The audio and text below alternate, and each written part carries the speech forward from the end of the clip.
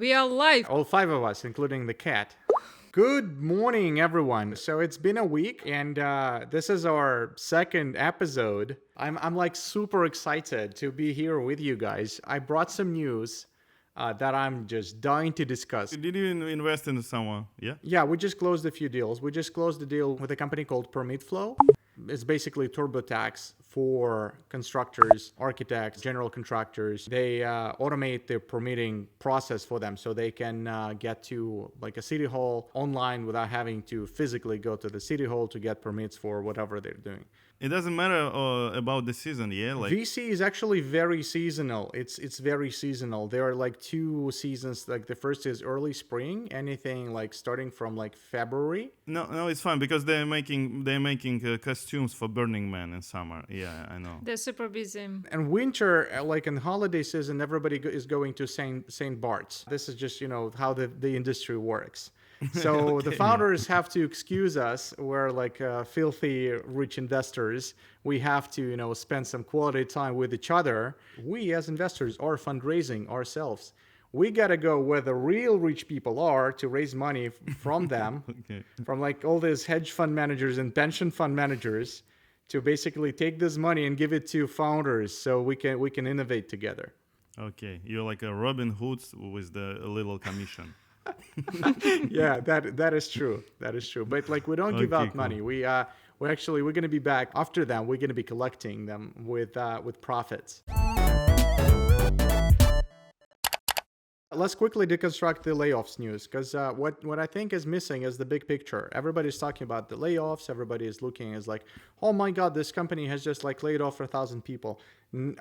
First of all, guys, there's about 390,000 tech jobs right now in the country, and unemployment still very low. So the big picture is unemployment's less than 3%. That's record low. So record layoffs in tech companies that are still looking and still hiring. Some of them do have hiring freezes, but they're still hiring. Some of them are like Meta has announced a hiring freeze 3 months ago. I know like 3 people who just got hired by Meta. So they are definitely not, completely freezing. So I don't think we should be panicking about it. Tech people, engineers especially, won't be losing their jobs, won't be losing their income source for the nearest future. But the trend is that it's the period, the epoch of easy, cheap money is getting over. So money is getting more expensive to get for like to run your business. But good news, since the pandemic, we have been 2.5 years of lockdown economy. There is a whole new generation of companies. These are like 2 years old that have never had an office, and these are like remote first companies, and they're hiring remote. By the way, we invested in an amazing company called Remo First. They help companies hire people remotely, like pay them, like put them on payroll, give them stock options, get them like a health insurance and other benefits, even if they're like in different countries. They work in 150 countries, I think. So, OpenAI, one of my favorite companies in the world. I really like their mission and vision, and I like that they're like not fully for profit. They're a capped profit company. That means that their shareholders won't make too much money in it. It's just like limited, just a little bit of money.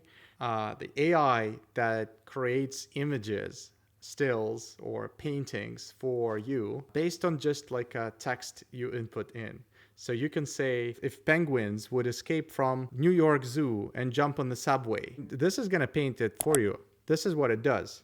Can you see this? All of these images have been created by artificial intelligence from scratch. Cool. These are not real penguins, not real people, not real subway. All of this has been just created by AI based on a few words somebody has input. I tried it a little bit. I tried playing around with it. Like it allows people to make photos with a viewpoint of an ant. For example, you can ask for Marilyn Monroe still, the famous like photo when she's like holding down her skirt, but like from the viewpoint of an ant. So it would look way up. Yeah, and the AI would do that. You can ask for like how would Homer Simpson look in Stranger Things, and it will do that for you. But this is not news. This is not new. This has been around for about half a year. People have been playing with this.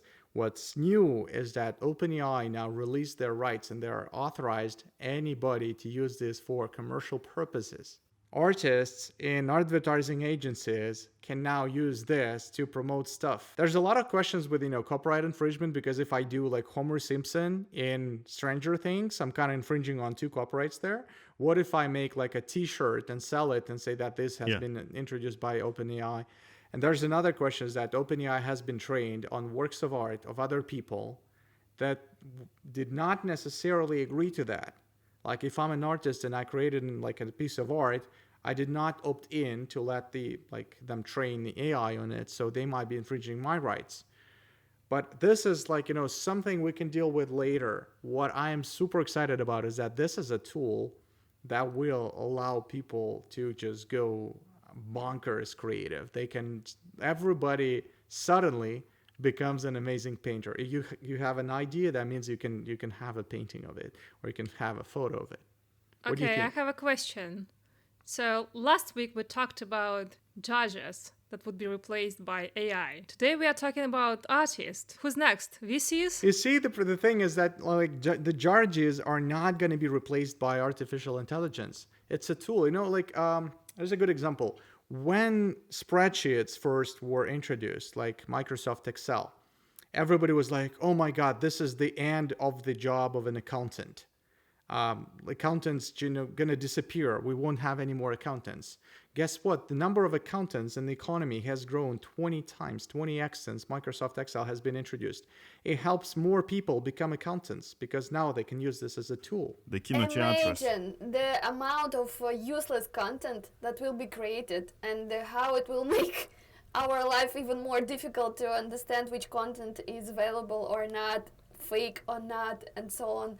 I've seen a lot of news about that.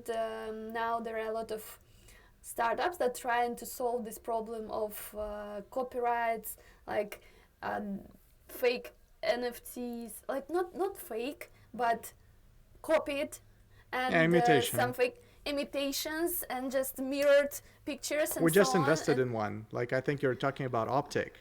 Yeah, I've seen a number of others rising. This AI will make their life more difficult, because imagine the same AI trying to find fakes and copies, and the other AI Creating them. more and more and more. It's the same with deepfakes. There's a lot of companies doing really good deepfakes. There's a company that was raising money recently. We haven't invested in them, but I think the idea is amazing. They just made a TV ad with Bruce Willis, who I want to remind everybody no longer is filming anything. Like he's not acting anymore. He's retired. But they just they got him to sign off on using his image, and they created an incredibly good looking and incredibly real looking deepfake of Bruce Willis, and they made like a TV ad with that. But at the same time, there's a company we looked at Y Combinator that is battling with deepfakes because they want to be able to recognize it. So nobody releases a deepfake of you saying that, yes, I want to give all of my property to this amazing person who just emailed me from a basement in Bulgaria. Yeah, what actually terrifies me is that I really afraid that number of misinformation effects will rise, and it doesn't matter if you have any proofs, and we've seen that in the history that even if you have arguments and proofs saying that this is fake, that the job is already done. Some people will see it, some people will believe it, and that's terrifies me. That is scary. We live in a very scary world of post-truth. So we need more technology to help us figure out how to live, right? Because we're technologists. We find technology answers to problems that don't require technology Yeah, answers. that's true. We need now the decision, some website or app when you can download this picture or video, and this app will tell you the percentage of possibility that this is real. something. How they discuss the rights with the, I don't know, Stranger Things and the Simpsons? How they pay them? I don't think they pay They them. don't.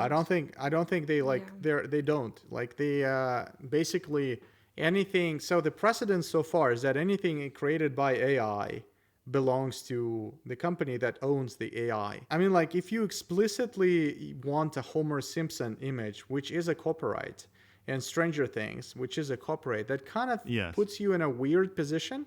But we already seen this with user-generated content. So UGC companies like YouTube, for example, the way they work with the way law works with them is that they cannot possibly control what people upload. So they just, they swear that they will take action if an actual copyright owner will come in and say, like, and submit a strike. So this is called Digital Millennium Protection Act. It basically tells you that all you need to do is as soon as you receive like a cease and desist letter or a strike from the copyright owner, then you take the content down. I think this is what OpenAI can do. The problem becomes like, what if I make T-shirts with this and sell it? What if I sell 1 million T-shirts? Like, who's responsible? That's a lot of questions, but still exciting, right? We didn't have anything like this before. All we had was Prisma, which would like repaint your photos in a style of a famous painter or like any other style.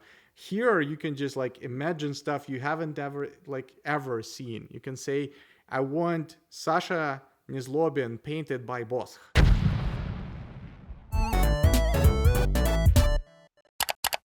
One more use case that is just immediate. Like, imagine you need to make a marketing material, like an image for your presentation, for your website. You don't have to buy an image. You don't have to search for it. You don't have to.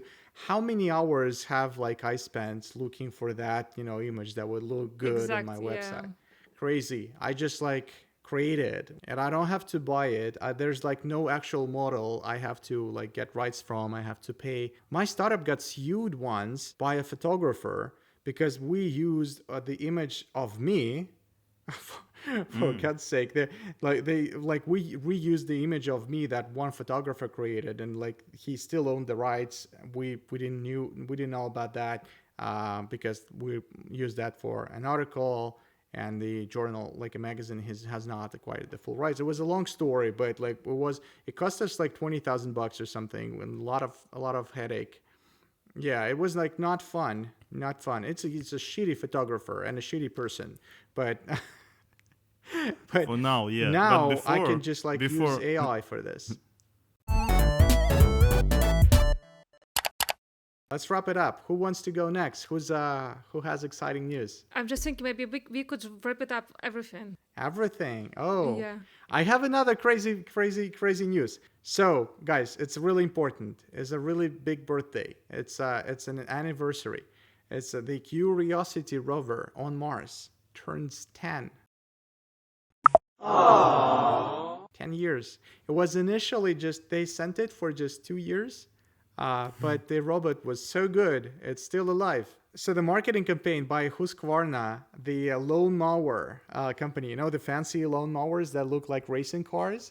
So they are making all of their lawnmowers in the world sing a happy birthday song for this Curiosity rover. Isn't that cute?